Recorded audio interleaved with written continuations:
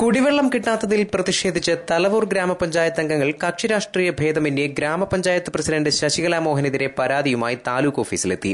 Village ഓഫീസർമാർക്ക് ഈ monitoring സമിതിയുടെ നിർദ്ദേശമല്ലാത്ത നിർദ്ദേശം എവിടെന്നെങ്കിലും കിട്ടിയിട്ടുണ്ടെങ്കിൽ അത് ഇംപ്ലിമെന്റ് ചെയ്യരുത് എന്ന് തഹസീൽദാരോട് പറയാനാണ് ഞങ്ങൾ വന്നത്.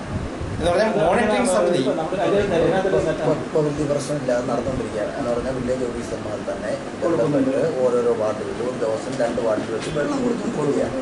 ആ കൊടുക്കുന്ന മാനദണ്ഡത്തിൽ ഇപ്പോൾ വലിയ വിഷയമില്ലാതെ പോയിക്കൊണ്ടിരിക്കുക. ഞങ്ങൾക്ക് രണ്ട് വണ്ടിയും കൂടെ 2 വില്ലേജിൽ കിട്ടിയെങ്കിൽ മാത്രമേ വിഷയം പരിഹരിക്കാം. ദിവസേന 2 തവണ ടാങ്കറിൽ എത്തിക്കൊണ്ടിരുന്ന കുടിവെള്ളം തികയുന്നില്ലെങ്കിലും അരിഷ്ടിച്ച് ഉപയോഗിച്ചു വരികയായിരുന്നു ജനം. പൊടുന്നനെ ഇത് 1 തവണയായി കുറഞ്ഞു. വില്ലേജ് ഓഫീസറുടെ നിർദ്ദേശപ്രകാരമായിരുന്നുവത്രേ ഇത്. പഞ്ചായത്ത് അംഗങ്ങൾ കാര്യം തിരക്കിയപ്പോൾ പഞ്ചായത്ത് പ്രസിഡന്റിന്റെ നിർദ്ദേശപ്രകാരമാണ് ഈ തീരുമാനം എന്നായിരുന്നു വില്ലേജ് ഓഫീസറുടെ മറുപടി.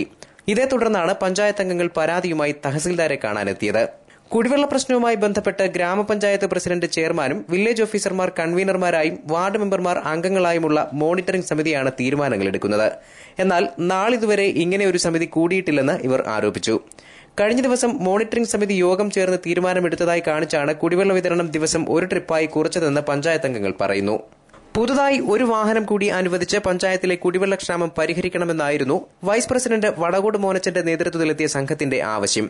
എന്നാൽ ഇന്നലെ കൺവീനർമാരായ വില്ലേജ് ഓഫീസർമാരും പ്രസിഡന്റും കൂടി ഒന്നിച്ചിരുന്നെടുത്ത തീരുമാനവുമല്ല, ഏകപക്ഷീയമായി പഞ്ചായത്ത് പ്രസിഡന്റ് എടുത്ത തീരുമാനം നടപ്പിലാക്കരുത് എന്ന് പറയാനാണ് ഞങ്ങൾ വന്നത് തഹസീൽദാരോട്. കാരണം ഒരു വാർഡിൽ 2 ട്രിപ്പ് വെള്ളം കൊണ്ടുവന്നിട്ട് പോലും പകുതി പ്രദേശത്ത് പോലും കൊടുക്കാൻ മുഴുക്കാത്ത സാഹചര്യത്തിൽ 1 ട്രിപ്പ് മാത്രം കൊടുത്താൽ എങ്ങനെ മുഴുക്കും എന്നുള്ളത് കൊണ്ടാണ് ജനങ്ങൾ പഞ്ചായത്ത് മെമ്പർമാരെ കൈകാര്യം ചെയ്യുന്ന ഒരു സ്ഥിതിവിശേഷം വന്നതുകൊണ്ടാണ് പഞ്ചായത്ത് പ്രസിഡന്റിന്റെ ഏകപക്ഷീയമായ ഈ തീരുമാനം വില്ലേജ് ഓഫീസർമാർ ഇംപ്ലിമെന്റ് ചെയ്യരുത് എന്ന നിർദ്ദേശം തഹസീൽദാർ കൊടുക്കണം എന്ന് അഭ്യർത്ഥിക്കാനാണ് പഞ്ചായത്ത് മെമ്പർമാർ മുഴുവൻ ഇന്നിവിടെ വന്ന. പ്രസിഡന്റ് ഏകപക്ഷീയമായിട്ടുള്ള തീരുമാനങ്ങളാണ് എടുക്കുന്നത്. എന്നാൽ നിലവിൽ കൊടുത്തുകൊണ്ടിരുന്നത് 10 ദിവസം കൂടിയിരിക്കുമ്പോൾ ഒരു വാർഡിലേക്ക് 2 ട്രിപ്പ് വെള്ളമാണ്. എന്നാൽ ഇന്ന് ഞങ്ങളുടെ കയ്യിൽ ചെറിയൊരു നോട്ടീസ് കിട്ടി.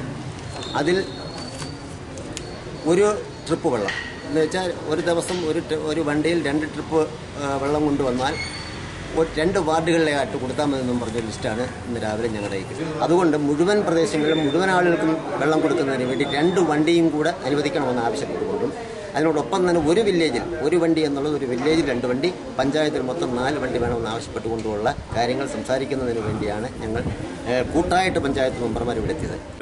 ഇടതുപക്ഷ വലതുപക്ഷ ഭേദമന്യേ മുഴുവൻ പേരുടെയും കൂടി വാർഡിന്റെ പൊതുവായിട്ടുള്ള സ്ഥിതി മനസ്സിലാക്കിക്കൊണ്ട് കുടിവെള്ളക്ഷാമത്തിന്റെ രൂക്ഷത തഹസീൽദാരെ ബോധ്യപ്പെടുത്തുന്നതിന് വേണ്ടിയാണ് ഞങ്ങളെല്ലാവരും കൂടി ഇവിടെ എത്തിയിട്ടുള്ളത്. കഴിഞ്ഞ കുറേ നാളുകളായി പഞ്ചായത്തുമായി ബന്ധപ്പെട്ട് ഇതിന്റെ മോണിറ്ററിംഗ് സമിതി കൂടാറില്ല. എന്നാൽ ഈ തലവൂർ ഗ്രാമപഞ്ചായത്തിൽ അങ്ങനെ ഒരു മോണിറ്ററിംഗ് സമിതി കൂടിയിട്ടേയില്ല. അത് പഞ്ചായത്ത് പ്രസിഡന്റിന്റെ ഇഷ്ടപ്രകാരം മുട്ടിന്മേൽ വെച്ചുള്ള എഴുത്തും ആ എഴുത്തിന്റെ അടിസ്ഥാനത്തിൽ പഞ്ചായത്ത് മെമ്പർമാരെയും വില്ലേജ് ഓഫീസർമാരെയും അടിച്ചേൽപ്പിക്കപ്പെടുന്ന ഒരു സമീപനമാണ് ഇപ്പോൾ പഞ്ചായത്തിൽ നടന്നുകൊണ്ടിരിക്കുന്നത്. തഹസീൽദാരുടെ അസാന്നിധ്യത്തിൽ ഡെപ്യൂട്ടി തഹസീൽദാർ മുട്ടറ ഉദയഭാനു പ്രശ്നത്തിൽ ഇടപെട്ടു. കളക്ടറെ വിവരം അറിയിക്കാമെന്നും ഉടൻ വേണ്ട നടപടികൾ സ്വീകരിക്കാമെന്നും അദ്ദേഹം ഉറപ്പു നൽകി.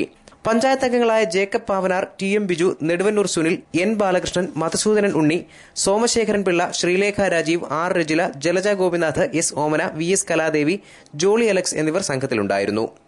News bureau, Punalur.